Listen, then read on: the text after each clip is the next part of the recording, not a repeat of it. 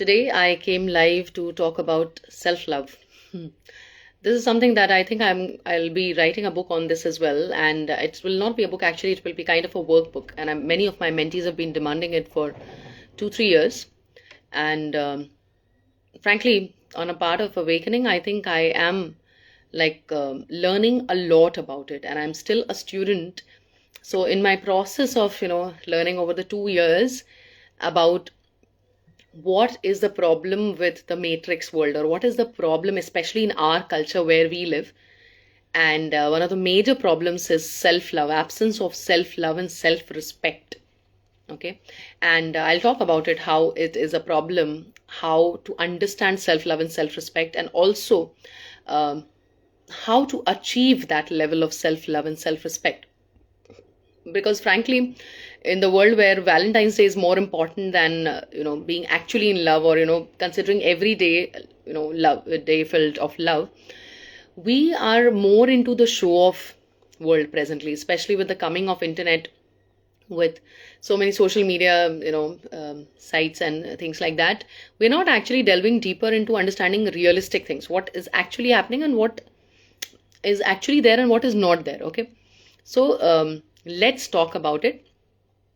And my major statement here to begin will be something like that, the absence of self-love and self-respect is actually taking us away from godliness, or taking us away from, the happiness that we deserve. Okay. So what is self-love actually? To understand self-love, which many people would want to think that self-love is actually, for women, it is like going and getting your hair straightened and maybe getting all those colors done and things like that, and for men maybe buying new cars or something, whatever of that sort.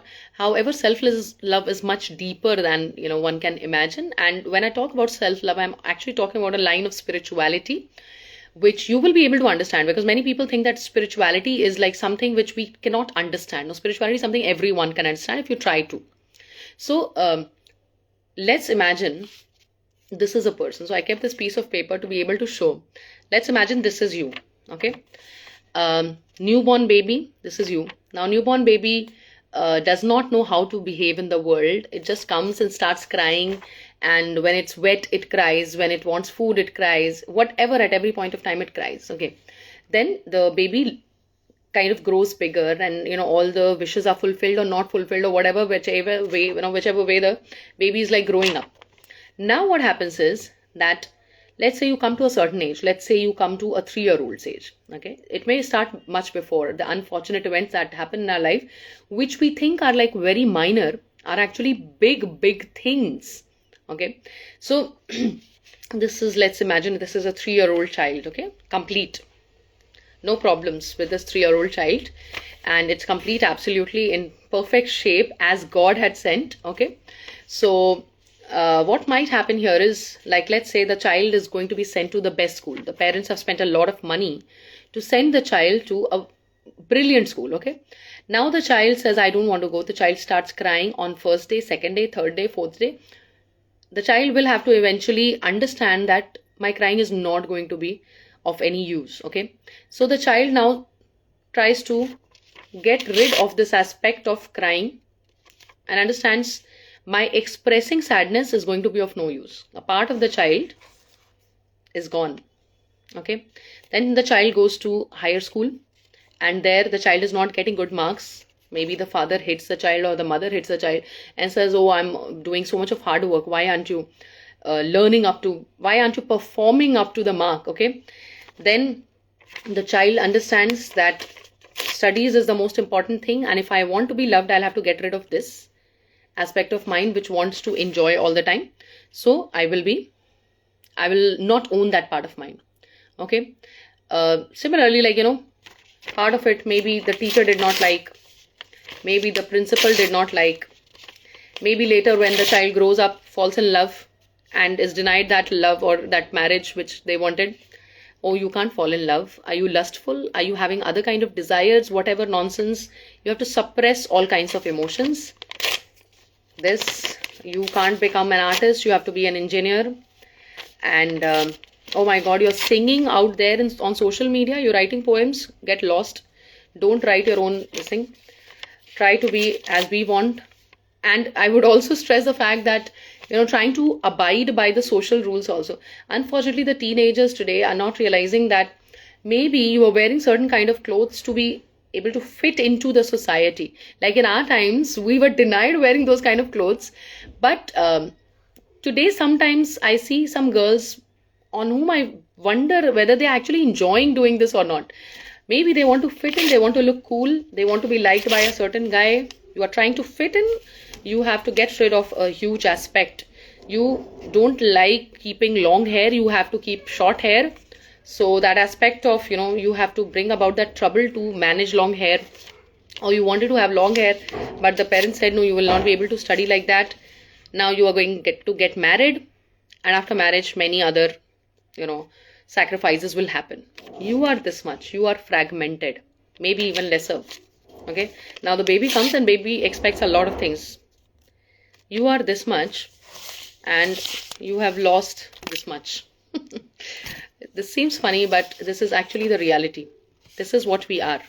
We are a fragmented self. To understand your self-love journey, you have to understand that all these parts, everything has to be brought together back and integrated. This is the easiest way I could have ever talked about self-love. You got to get every aspect back. It's not about, I'm not trying to say that you get your aspects back in the sense that you start practicing them, but don't start disowning them. That is what I'm trying to say. So let's say an aspect of you was the procrastinating aspect. Now, I'm not trying to say that integrating it back means you start becoming a procrastinator. No, I'm not trying to say that at all. What I'm trying to say that see, okay, this is the procrastination aspect of me. I accept it. And this is a part of me. This is a part of my personality. To be able to understand your personality thoroughly, what you need to do is actually, maybe I can give you an example of Lord Shiva. Now, Lord Shiva is known as the biggest yogi ever. Okay, he's the Adi Yogi. He was capable of going to depths of meditation, depths of spirituality have been possible in his life. And then he, Sanvid, so I also have kids in my house. Anyway, so an aspect of Lord Shiva was that he was the Adi Yogi. However, another aspect of him is that he is the most passionate lover as well.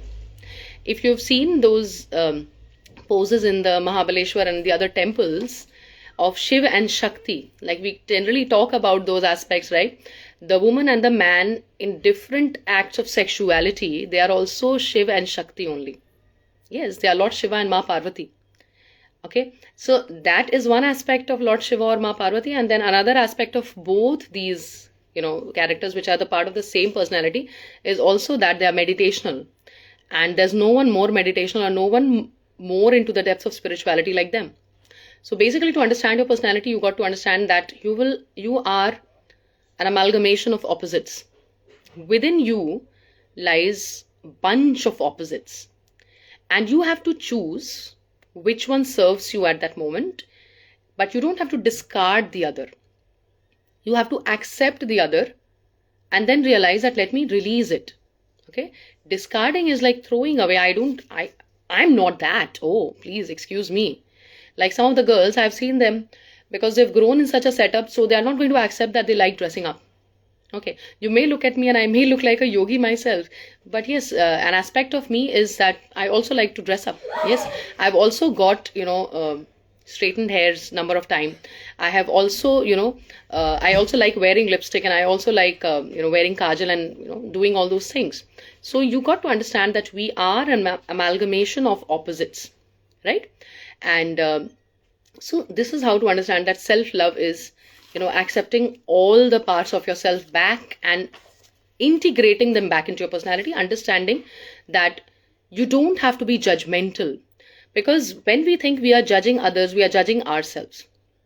That is, the absence of self-love. That is the problem with humanity.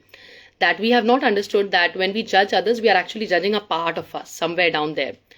One of the major ways of understanding what are your triggers, and when I talk about triggers, I'm definitely talking about the path to shadow work. Okay, shadow work is what? Shadow work is identifying your shadow. Now, at this point of time, light is coming from this side and falling on myself. Of course, I've chosen a filter where I'm looking a little dark, but there is a part of my personality which is not getting the light. Not personality, presently my body, but that part of me which is not getting light is in darkness and not known to me. That is what we are talking about, personality. So that aspect of yours which is not known to you is your shadow, and you need to integrate it back. Like those children who think that I am a very good child and I always listen to my parents and there's nothing that I'll do without the acceptance and permission of my parents. That is an aspect of them. Maybe the parents don't like them to sing, maybe the parents don't like them to be an artist, or maybe the parents want them to become an engineer, regardless of whatever they actually need to be. So those aspects which were original to the child become the shadow and become suppressed, and consequently you feel lack of love. What do humans do after this? They try to find this love in other people. They try to find it externally, and which is the most unfortunate thing, because what belongs inside cannot be found outside, right? That's one thing to be able to understand. Now how to understand self-respect in this sense. Self-respect, how can you practice self-respect, is you can question yourself every now and then whether I respect myself by asking yourself those questions. The way I behave with myself, do I also behave in the same way with people I respect? You can have this question to check yourself every now and then. Okay, so to give all that what you would give to your most loved person is the beginning of self-love and self-respect. Like, let's say you love your child the most, or you love your husband or your wife or your parents or whoever. Now whatever you are ready to give them, you should be first able to give it to yourself. That is actually the beginning of understanding self-respect, right? Whatever I'm saying, some people, not some people, a lot of people, what happens, because I've been in the unawakened state as well, and in the awakened state, and my awakening is still in the process. So unawakened self, what it does, like the mind, will get you to think that, yes, I'm doing that to myself. You'll easily agree. I've seen so many women calling me up and asking me, Arunima, I'm having so many problems with my family, and my husband has an affair, and whatever, this, that, and the other. What do you think I should do? I first ask them, what do you think you should do? When they say all those things, then I try to give them an understanding of what they are actually heading on to. Like, let's say a man who is already having another wife and is also abusing the wife and his children. And then the wife decides, and this wife is calling me and asking me, what should I do? She's already decided that I'm going to stay with the man. Why? Okay, most of the times women take these two paths. One, they say that, what can I do? I'll have to stay in this, and there is no world outside. No one is ready to help me. Okay.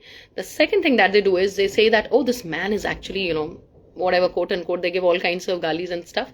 And then they say that, but I will fight for my rights and I'm going to stay there in that house.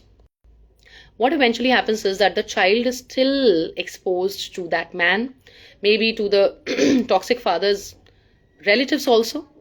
Okay. What is the child receiving? The child is also again learning, like the cycle is repeated. I know this is a big deal, and I don't literally tell everyone. I just tell them that, what can be done is, like, you can move out and you can find a job, in residential schools, you can find a space. That's something that I have told many women, and if I would have told 100 women, maybe 1 or 2 women have only followed. That's something that I did myself. I think you got to understand that when you are ready to move out, you're first of all emotionally fit, then you're financially fit. So you got to find out a job which can provide you with those things that you need as a single mother or whatever. But why am I talking about this at this point of time is because I want you to show you the family dynamics in the culture that we live. How this culture is actually self-sabotaging and self-hating. There is a big deal of self-hatred in our culture. What happens in a normal family? Like, a woman gets married and comes to this family. The woman is told husband is the most important person. Okay. Now the husband was told by his parents that we are the most important people. Like, the husband believes that my parents, oh my God, I have to be this Shravan Kumar, I have to be, even though he may not have listened all throughout his life to when the parents said ki padhai karo, he was not listening. But suddenly after an arranged marriage done, or whatever, even a love marriage done, the husband starts believing that my parents are the most important. And what happens in this manner that Wife does not love herself, she loves her husband more. The husband does not love himself or his wife or his children, he loves the parents most.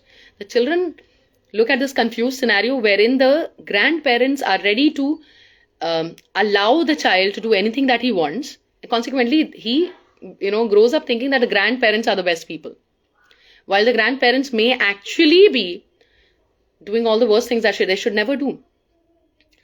Many women come to me and many women say things like, you know what, I try to discipline my kids into studying at this point of time, or not eating chips, or not, using gadgets. But what happens is, like, let's say even one day before the exam, sometimes the grandparents or like the in-laws, they come and they pamper the child. And then the child understands that whatever my mother has said is not so important, because there are people who are above in the hierarchy than the mother. And which is absolutely very, very sad to even be talked about here. But that is how a normal family runs. Okay, so no one has real power. Either a person gets awakened and then talks like this, or you try your best from whatever position you are to be in self-love, or you logically try to understand what I'm trying to say. Okay, so logically what I'm trying to say is that everyone in our culture is like, the foundation of a culture is to distract everyone away from what really matters. What really matters is, yourself. You really matter. And I think when you really matter and you really care for yourself, you really care for God. Okay, so if you can ever find godliness, you'll find it within yourself. I am not remembering the name of that rishi, but I was reading about it. Bhrigu, I don't remember very well. Okay, so there was this particular story I was reading about, in which Ma Parvati observes that this particular rishi has always been just worshipping the masculine part, the masculine principle, and never worships the feminine principle. So she says that I will give you the blessings that you require. You love the masculine, you don't like the feminine, so I will make you free from the feminine principle altogether. And then she gives her blessing, and in no time he transforms into ashes. Okay, and then he's like really sorry. And then what the topic, like the message that was supposed to be coming out of it was that your body is literally made from prakriti or nature, which comes from ma, or which is the feminine principle. Okay, so where is the God within you? The masculine as well as the feminine is within you only. You have got it with yourself. Why should you get distracted with outside? That's one thing that you must understand, that you are so important. Second thing, coming back to the family dynamics, let's imagine that the woman was told from the very beginning that you are most important. Your health, your mental health is the most important. You must be happy. If she knew all that and she would be a confident woman, people would deal with her differently.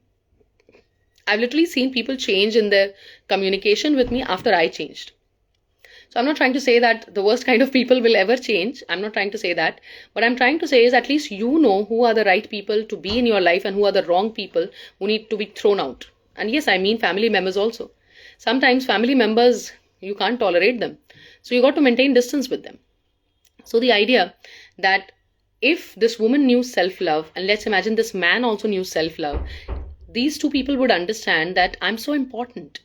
And because I am important, there is kindness towards yourself. These people will be able to share kindness with each other. Consequently, the children will also grow up in kindness to become really kind people. You will see that all those mothers who hate their children a lot, and I literally know them very personally, a lot of mothers who really hate their children very, very badly. Others, outsiders, are coming to save their children from them. Okay, these people, these women are literally in self-hatred. They are not able to accept themselves. All those men who hate their wives, okay, are those men who feel most unmanly in their own selves. They feel they are not enough. They are suffering from a sense of insecurity and, inferiority complex as compared to the woman they are hating. Most of the times, this is the story. They feel that this woman is probably, she is so beautiful or she is so smart. Probably, she is having an extramarital affair. This kind of suspicion grows when the man does not have enough faith and trust within himself, or this mother does not have, she has the sense that, she is not doing enough, or she hates herself. Okay. So we are giving very, very wrong ideas to our children within the generation. We are ingraining people with wrong ideas. Be self-sacrificing. Don't be self-sacrificing ever. That is the first lesson of spirituality. Don't be self-sacrificing. First, fulfill yourself, your body, your health, your mental well-being, your happiness is utmost important. Only after you comes someone else. And in my own journey of fulfilling myself, I have seen that I have been capable of doing two things. One, giving so much of love to my children, being a very, very good teacher. And second thing, answering back immediately, whether it be, any child, or like whoever crosses the limit, I can do that because I can stand for myself. And if there are more such people, I think we will be able to build a society wherein there are right examples. Right? So the idea that self-love is very, very important. We need to integrate back all these pieces within ourselves to be able to, reach self-actualization, which is a very, very high journey, like which is a higher pedestal in spiritual awakening. So the normal family dynamic generally teaches us to get distracted, love others. Love is not possible. You cannot give out of a cup which it doesn't hold. Like, let's say the cup holds all, garbage. So if you pour, it will be garbage only. So, for example, I'll tell you one question you should ask on your happiness journey. Like many people say, I'm so happy today, I'm going to enjoy. Like, how do we enjoy in our culture? There's a marriage and then we'll get the most, like the unhealthiest of food for everyone. And I don't know, adding into it are things like we're going to enjoy with wine. Okay, you are living in such a country, or like in hot conditions and summery conditions, and then you are drinking wine. And so in whatever number of ways you're harming yourself, is this an act of self-love at all? So because the mother learned that happiness comes from going to the parlor and wearing the shortest clothes, perhaps, I'm not trying to judge anyone, I'm just trying to say that this is something very, very external. Whatever you want to wear, I don't think wearing something causes any unhealthy thing inside your body. Whatever you want to wear, you wear. But how is this an act of deep self-love? Self-love goes much deeper into your personality and your well-being. Or how does eating pizza for celebration, like let's say today also, tomorrow also, day after, when you're swigging every day, you're definitely not in self-love, because what you've not understood is what you're giving to your body. Whatever you are ingesting, that also talks about the content you are ingesting.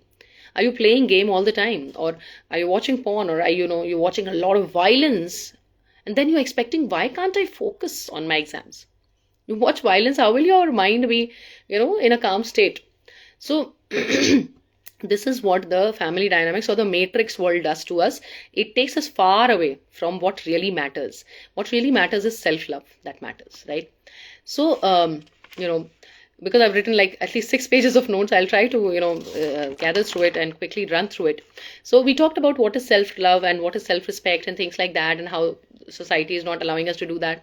Let's get on to the journey of, let's quickly get on to the more important part, that how can we be in self-love? What is the path to self-love? Okay. So as I already said, shadow work is a path to self-love. And let me at this moment, I'll tell you, when you will seriously try to walk on that path of self-love, you'll also be spiritually awakened. So if you follow it consistently enough, you are literally like starting your journey of spiritual awakening. So shadow work, and in fact, not just about shadow work, in fact, I'll tell you which books can really help you. For shadow work, you can use Shadow Work by Kela Shaheen. Okay. In fact, I'm going to also make one that will take some time, workbook. Okay. When there's some information about shadow work, and there's some like everyday activity which you can do like 5-10 minutes, and try to actualize yourself. Okay. Then apart from that, there is very, very good book, Ikigai. I'm sure everyone has read, but however, after you have read Ikigai, you can also read this book, Start With Your Why. Okay. Start With Why is a book that actually I think I had a copy here. No. So Start With Why actually tries to get you to understand what you're wanting to do. What is the reason behind why you're wanting this? Like, will this go on for a long time? There's also a TEDx speech of Start With Why. You must go and watch that. And so this will, what will it do? It will actually take you to a life purpose. You will be able to understand why are you wanting to do this? What is the reason behind it? And don't give ideal reasons. If the reason is, I want to make a YouTube channel, thank you so much. This is by Simon Sinek. Okay, this is coming in a um, mirror version. This is by Simon Sinek. So let's say you want to make a YouTube channel. Why do you want to make a new YouTube channel? Okay, what is the reason behind it? Some people may say, I want to earn money. Yes, so that can also be a reason. So be very honest with yourself. Don't try to trick yourself into believing good things about yourself. Then other books. One is Eckhart Tolle's book. I think the name of the book is The Power of Now. And there are two books related to Power of Now. One is how to literally bring that into practice. Both these books are filled with wisdom, and you will feel enlightened with every page. You will feel as if, even just reading the sentences, you will realize the depth and the weightage of every word that Eckhart Tolle has used. Okay. So, and there are many other books, like, books by Vishen Lakhiani are also very good, trying to understand your mind and how the mind works fast and things like that. Okay. So, shadow work is one way to get on that journey directly, and you don't have to understand much before even starting. Just buy the book and start on it. Okay. Or you can actually go and watch some videos and then try to work your path. Then, another way that I always keep talking about is meditation. When you try to keep your mind calm, in the beginning, I've seen many people who had problems. Like, I should have actually transferred this case to a psychologist, and I did not do. At least 3 people I'm remembering right now in my mind who were actually in very, very grave situations psychologically. And they came and they said, I cannot meditate, Arunima. And I took them through hypnosis, and I have also given them, Akashic records and things like that. So, it's not about me, okay? If I say I have done that, I'm not trying to talk about me. I'm trying to talk about these ways, okay? These methodologies that they work. So what meditation or calmness or breath work or keeping silent, closing your eyes, what it does is it takes your distraction and brings back the focus where it should be, within yourself. Why do you have to close your eyes and why do you need to sit in a silent space? Is because, like, let's say there's a bottle. Now, this is not a bottle, but let's imagine this is a bottle and I put holes everywhere and then I try to fill it with water. The water will not get filled eventually, okay? The water will keep falling off. But if I cover up all of them, okay, all the holes, then I try to fill the bottle with water, it will get filled. So the same thing happens in meditation. You try to bring back the focus. You close your eyes, which is the biggest cause of your distraction. Your ears are not getting a lot of, noise and other details which it does not require. Your mouth is quiet, you're not speaking. You're just focused on yourself with a certain mudra. Perhaps, and even without mudra, if it's just facing the sky, it will be good enough. Meditation can be a way in which you start bringing back your focus on yourself. And you will see, like, in a span of 7 to 10 days, first of all, your mind will start keeping quiet. 7 to 10 days, you will see this magical change. You'll start realizing and observing yourself. Like, my first realization was, oh my God, I think so negative. Okay, self-talk is a very, very big thing. And that's definitely my next point. Self-talk, like, I would look at myself in the mirror and I would say, my God, the hair is looking so bad. I got to get it colored, or I got to get it, straightened, or, some kind of treatment needs to be done. But why is that important? Okay, and why do I have an eye for myself that I cannot see beauty in myself? Okay, so those kind of questions started cropping up after meditation hit. Okay, so meditation is very important. Journaling can be even more magical and faster than meditation, because meditation takes some time. And journaling, like, pick up some questions like, what do I like, or what happened today? And then eventually you will not even need a guide. You start writing, but don't start writing like report writing. So some of my school kids used to do, I would ask them to write about birthday. They would write, I went there, I had the cake, I gave the gift, I came back. Now this is a report. Okay, this is not, you sharing about the birthday. There's no description you've given. So in the same manner, when you journal, you write about the full day. Take out at least 20 minutes and write about the full day. I did not like going there. This lady, I don't like her. I don't know, maybe her mascara or eyelashes. Start with something which you think is very hollow, or just, it will definitely take you to deeper roots. You will be able to solve a lot of your problems your way if you consistently give 20 to 25 minutes every day for 1 or 2 months. The drastic change that will come about in you, you will know which path to go. You will start identifying people as they are. You will start noticing your negative self talk, how you are the one who is the cause of all the self hatred. Okay, then yes, make plans for yourself. Write down a list of what is lacking, or is your health not fit enough? Are you not getting good grades? Or what kind of a job are you looking forward to? Or are you looking forward to public speaking? Or whatever you are looking forward to, what is lacking in your life right now? Make a list of them and make goals. How are you going to enhance those energies? How are you going to make them happen in your life? So goals are very important. At this point of time, I'm reminded of this great book by Brian Tracy, Goals. It's one of the best books I've ever read. Okay, then there's one very, very nice book by Neil Donald Walsh, Conversations with God. Okay, there are, I think, 5 of them. I have the first 3, and I think he has written up to 5 or more.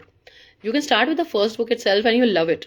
Okay, so anyway, getting on, another very, very impactful ways to reconnect with your inner child. Reconnecting with your inner child is like sitting down. You can use a journal to do this, and then talking with yourself about what did my inner child actually like that I have forgotten. Like at the age of around 35, 36, I started realizing 5 years ago that I have given up on singing, which was a core part of my personality. I used to love singing and I used to love speaking. You know what I used to do when I realized that? And about speaking, I realized 8 years ago, when I was still in the most problematic state of my life. And whenever there was no one in the house, I would either start singing or I would start reciting that speech of Mark Antony. Friends, Romans, countrymen, lend me your ears. Least did I know then anything about spirituality. Least did I know anything about throat chakra and, balancing or, energizing it or cleansing it. But I was literally doing that. I started singing when I was alone. I started giving all those speeches like by Shakespeare when I was alone. It may seem funny to someone who has not opened up to themselves, who is still in cover with their own self. You'd want to draw a curtain between you and yourself. So, but that gave me a lot of happiness, and that is what actually gave me the courage to do things in my life, which the way it was done. Then, one very important thing that you must do, and what I'm trying to say is, I'm not trying to ask you to do all these things. Don't put a tick to all these things. You can do 1, 2, 3 of them, something like that. Sitting back and feeling your negative feelings, which you've been avoiding for a long time. Okay, like let's say you remember of someone who had deeply hurt you. You were heartbroken because of someone. You want to avoid that feeling. You just don't want to look at the picture, or if by any chance they come in front of you, or their profile turns up in front of you, or someone talks about them in front of you, you're trying to run far away. Don't do that. And not just about people, about situations, whatever has happened in your life. Sit with that negative feeling. Okay, be a Devdas for some days. Anyway, Devdas was like that because he was confused. He made wrong decisions in his life. So don't be Devdas at all. Try to make the right decisions. Sit with those negative emotions.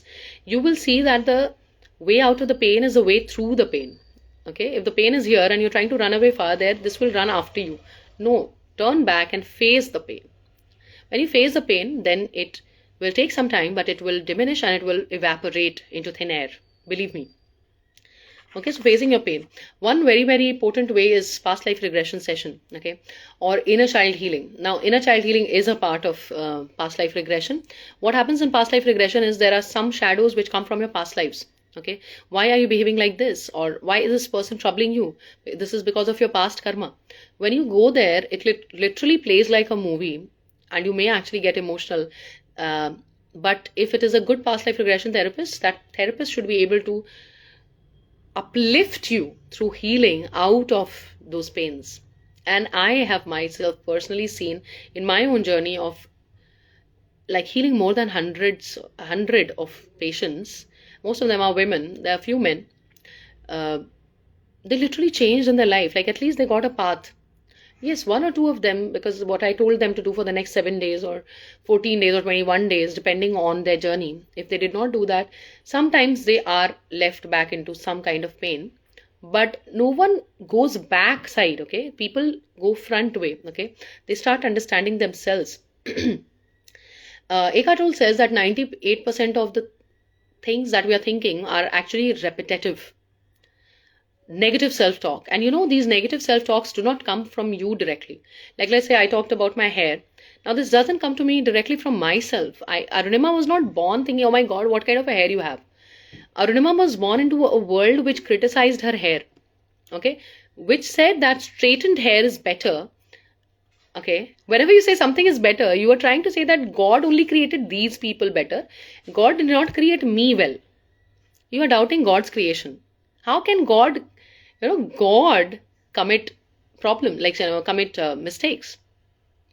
So, and I find literally many people talking about my hair in the sense that, or about anything, about your nose, about your height, or ki zyada lambi ho gayi, or about your weight, ki zyada, things like that, or so why do they do that? They do that out of their own sense of inferiority complex. Please understand, anyone who is criticizing you is definitely not an emotionally balanced person.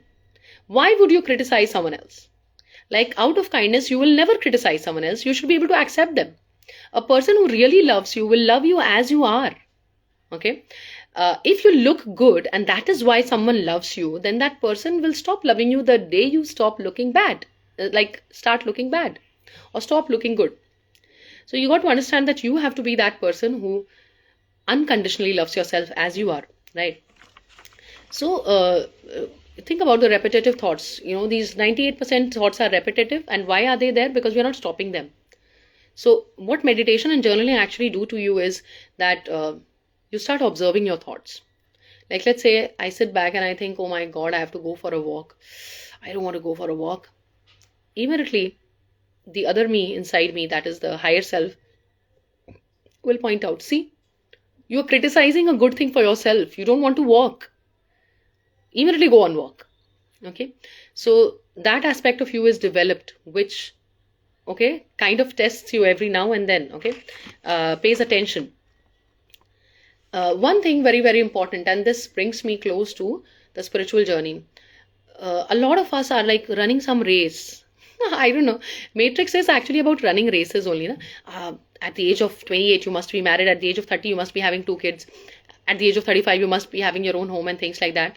Running all these races, some of us think that, oh my god, we compare ourselves with our own sisters, cousins, brothers, and friends, and whoever in the family and around us.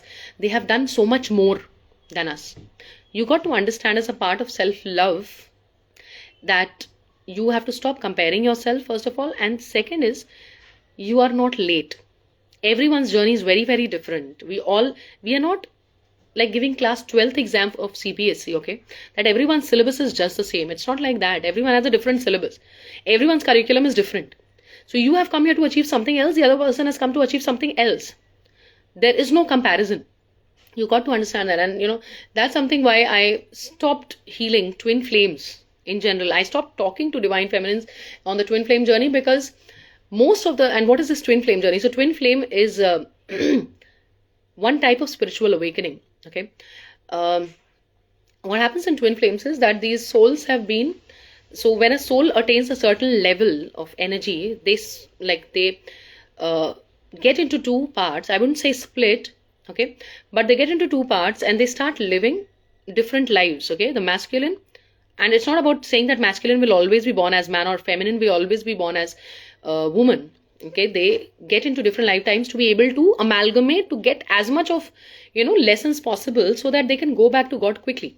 Okay, so on the twin flame journey, when there comes a lifetime when these twin flames come back together to integrate themselves back with their own soul, the divine masculine and the divine feminine, it's the feminine who awakens first. She understands that he is the one.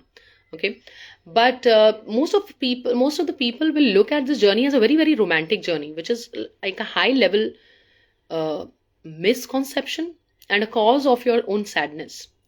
So the real awakening would be when the divine masculine, when he leaves. Divine masculine may be a man, may be a woman.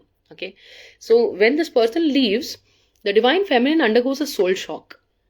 Soul shock to an extent that this is the lowest where she is at that point of time. she cannot feel worse. Okay, so but how this helps her is when she feels that it's better to die, God will not let her die also. Okay, and at this point of time, she starts working for herself. She understands that he's not going to come back. Okay, she keeps rushing after him, she keeps chasing him, he doesn't come back, doesn't come back, in fact talks to her in the worst possible manner and says things that hurt her deeply. So the idea is what the masculine is doing to the feminine is like he's awakening her. He's being that energy which hurts her so that she comes into the energy of self love. Okay, so with the twin flame journey also, I stopped healing divine feminines because I think it like really messed up with my mind. Most of the feminines are in such a romantic world that they don't realize that the twin flame is already there to help you in shadow work. A lot of the shadow work is done because of meeting your twin flame. Okay, so you come in front of a mirror and you see yourself, oh, this is the problem, this is the problem, and it keeps triggering you into changing yourself. So whether you're on a twin flame journey or whether you're on a normal journey, please know that there is no race. And second thing, that you are where you are. Okay, uh, by default you are not running late. Please understand that that's part of your self love. Okay, then accept things as they are, whether they are about others or about yourself. And at this point of time, I'll come to a very, very important point. You must join communities. Okay, must join communities. Obviously, I'm not trying to say that it's there in the syllabus of self-love, but when you join communities like, let's say, Art of Living community or the Nichiren Buddhism, those communities and things like that, what happens is that you actually get people who are genuinely interested in helping you. Okay, so I have been a part of these communities, even though I still find some space for myself alone also. But then I know some people who are genuinely interested in helping, because people who are on the path to some kind of spiritual awakening, who are on the path of learning politeness, kindness towards other souls, connecting with these kind of souls will give you a higher vibe. Okay, so one of the rules of Art of Living is accept things as they are. Anyways, but it's not just about Art of Living. I'm saying this is very, very important that you understand. If you accept things as they are, let's say your children are not going to study, or your children are not going to be toppers or whatever, or I've literally seen people like wanting their children to be best public speakers and they're forcing or pushing their kids into it. Don't do that.